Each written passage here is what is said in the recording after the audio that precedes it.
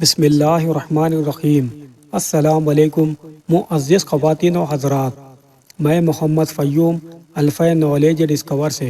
ہمارا موضوع ہے نماز کے احکام، نصف نمبر 4، سورہ البقرہ، آیت نمبر 153۔ ترجمہ کنز الایمان۔ اے ایمان والو، صبر اور نماز سے مدد چاہو، بے شک اللہ صابروں کے ساتھ ہے۔ تفسیر۔ اے ایمان والو، اس سے پہلی آیت میں ذکر اور شکر کا بیان ہوا، اور اس آیت میں صبر اور نماز کا ذکر کیا جا رہا ہے، کیونکہ نماز ذکر اللہ اور صبر و شکر پر ہی مسلمان کی زندگی کامل ہوتی ہے۔ اس آیت میں فرمایا گیا کہ صبر اور نماز سے مدد مانگو۔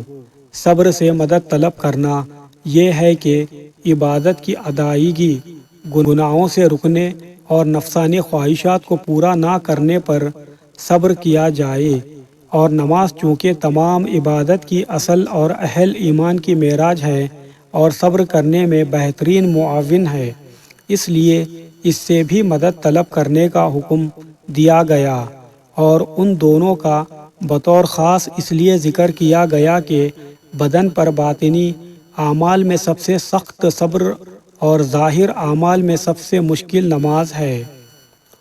حضور سید المرسلین صلی اللہ تعالیٰ علیہ وسلم بھی نماز سے مدد چاہتے تھے، جیسا کہ حضرت حذیفہ رضی اللہ تعالیٰ عنہم فرماتے ہیں، نبی کریم صلی اللہ تعالیٰ علیہ وسلم کو جب کوئی سخت مہم پیش آتی تو آپ صلی اللہ تعالیٰ علیہ وسلم نماز میں مشغول ہو جاتے۔ اسی طرح نماز استخارہ اور نماز حاجت بھی نماز سے مدد چاہنے کی ہی صورتیں ہیں۔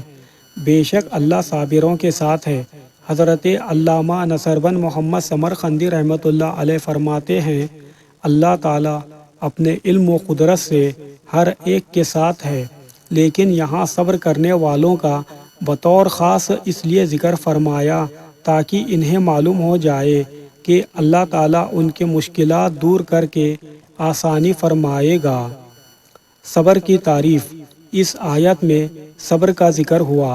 صبر کے معنی ہے نفس کو اس چیز پر روکنا جس پر رکنے کا عقل اور شریعت تقاضا کر رہی ہو، یا نفس کو اس چیز سے باز رکھنا جس سے رکنے کا عقل اور شریعت تقاضا کر رہی ہو۔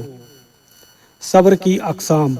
بنیادی طور پر صبر کی دو قسمیں ہیں، ایک بدنی صبر، جیسے بدنی مشقتیں برداشت کرنا اور ان پر ثابت قدم رہنا، دوسرا طبعی خواہشات اور خواہش کے تقاضوں سے صبر کرنا۔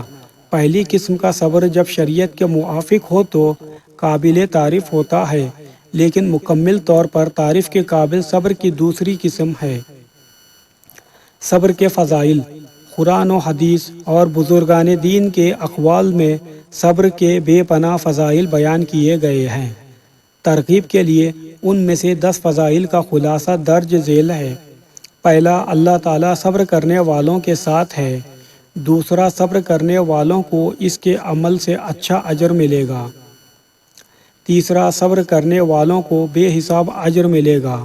چوتھا، صبر کرنے والوں کی جزا دیکھ کر قیامت کے دن لوگ حسرت کریں گے۔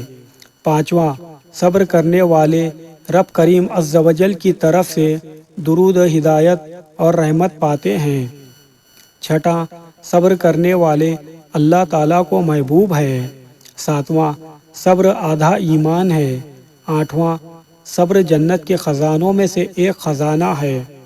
نواں، صبر کرنے والے کی خطائیں مٹا دی جاتی ہے۔ دسواں، صبر ہر بھلائی کی کنجی ہے۔